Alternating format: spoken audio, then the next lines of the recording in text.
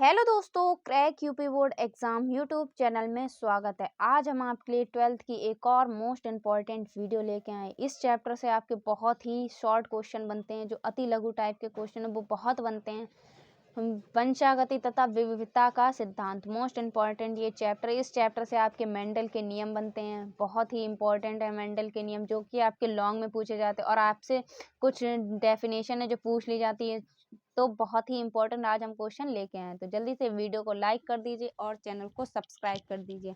आज की ये वीडियो बहुत ही इंपॉर्टेंट होने वाली है और ऐसे ही हमने आपको दो इंपॉर्टेंट वीडियो हमने आपको पहले से ही प्रोवाइड कर दी है। अगर आपने वो वीडियो नहीं देखी है तो पूरी प्लेलिस्ट हमने बना दी है बायोलॉजी क्लास 12 की, लिंक डिस्क्रिप्शन बॉक्स में है, जाके देख लीजिए। ठीक है, तो चलिए वीडियो को स्टार्ट करते हैं।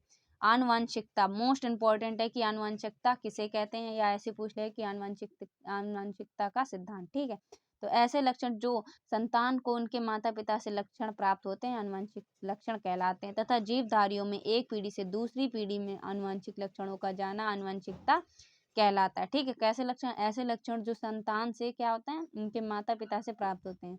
जैसे कोई भी एक बच्चा है, जैसे उसमें लक्षण है तो उनके दोनों ही मतलब माता और पिता दोनों से ही उन्हें प्राप्त होते हैं, तो वैसे लक्षण क्या कहलाते हैं? आनुवंशिक लक्षण कहलाते हैं। तथा जीवधारियों में एक पीढ़ी से दूसरी पीढ़ी में आनुवंशिक लक्षणों का जाना, वो क्या कहलाते हैं? आनुवंशिकता कहलाते हैं। ठीक है, तो ये था आनुवंशिकता क्वेश्चन, ये बहुत ही पूछा जाता है।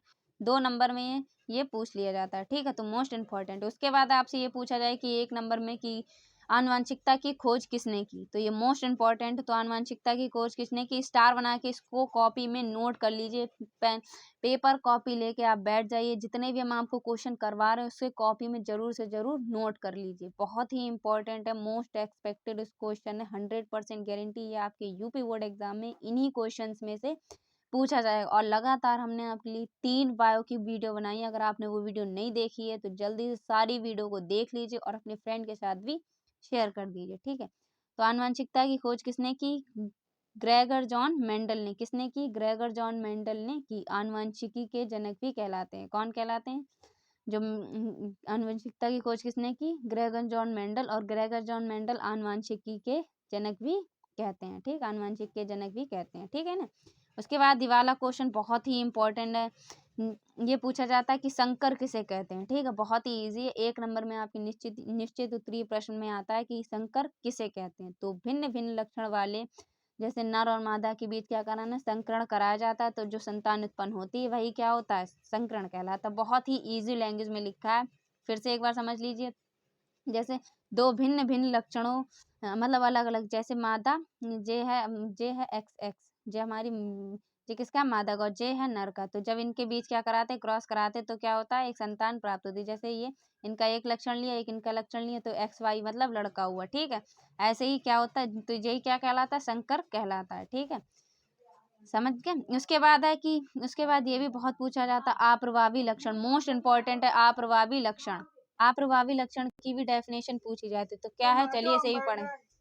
ये भी बहुत बार पूछा जाता है। जब विपरीत लक्षण वाले शुद्ध पौधों के बीच क्या कराया जाता है? क्रॉस कराया जाता है, तो पहली पीढ़ी में एक लक्षण दिखाई देता है जबकि दूसरा छिपा रहता था। जो लक्षण दिखाई देते हैं वह प्रभावी लक्षण कहलाते हैं, और जो लक्षण दिखाई नहीं देते वह क्या कहलाते हैं? अप्रभावी लक्षण कहलाते हैं। तो ये जरूर से जरूर आपसे पूछा जाता है कि अप्रभावी लक्षण और प्रभावी लक्षण तो ये बहुत ही इंपॉर्टेंट है कि जब जब विपरीत लक्षणों वाले पौधों के बीच क्या कराया जाता है? शुद्ध पौधों के बीच क्रॉस कराया जाता है, तो जो पहली पीढ़ी में लक्षण होता है वो दिखाई देता है, जबकि दूसरा वाला क्या होता है? छिपा रहता है। अतः जो लक्षण दिखाई देता है हम लोग उसे प्रभावी करते हैं, और जो नहीं दिखाई देता उसे अप्रभावी लक्षण कहते हैं। ठीक है, उसके बाद आपसे ये भी पूछेगा कि संकरण किसे कहते हैं। मोस्ट इंपॉर्टेंट है संकरण, निश्चित उत्तरीय प्रश्न में ये पूछा जाता है, या आपसे ये 2 नंबर में भी पूछ लिया जाएगा।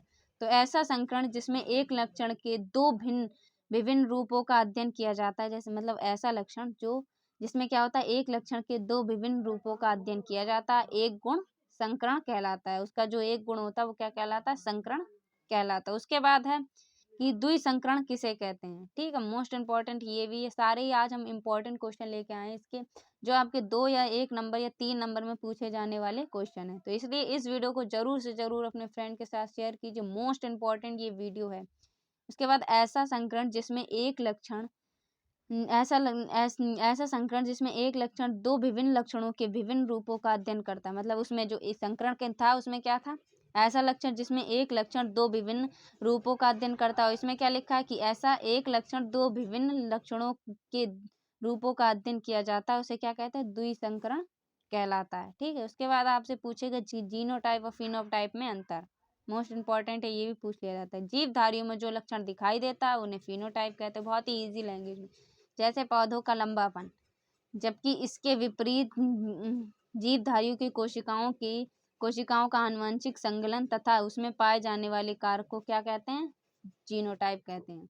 और फिनोटाइप में क्या होते हैं, जो लक्षण दिखाई देते हैं उन्हें फिनोटाइप कहते हैं। तो जैसे उसका उदाहरण क्या है, पौधों का लंबापन, जबकि इसके विपरीत जीवधारियों की कोशिकाओं का आनुवंशिक संगलन तथा उसमें पाए जाने वाले कारक क्या कहलाते हैं, जीनोटाइप कहलाते हैं। तो ये थी मोस्ट इंपॉर्टेंट आपकी बायोलॉजी की इंपॉर्टेंट वीडियो। इस वीडियो को जरूर से जरूर तैयार कर लीजिए, जितने भी क्वेश्चन है इसे कॉपी पे नोट कर लीजिए और इनको अभी से ही आप याद करना स्टार्ट कर दीजिए। और हमने जो आपको दो कल वीडियो डाल दी हैं उनके भी क्वेश्चन को आपको कॉपी में नोट्स बना के रख लेना, मोस्ट इंपॉर्टेंट ये क्वेश्चन है। तो इसलिए इस वीडियो को जरूर से जरूर अपने फ्रेंड के साथ शेयर कीजिए और लिंक डिस्क्रिप्शन बॉक्स में है जिसमें हमने आपके सारे ही इंपॉर्टेंट क्वेश्चन करवाए, जाके उस प्लेलिस्ट को पूरी ही देख लीजिए। हम मिलते हैं आपसे एक और अगली इंपॉर्टेंट वीडियो में, तब तक के लिए जय हिंद, ऑल द बेस्ट।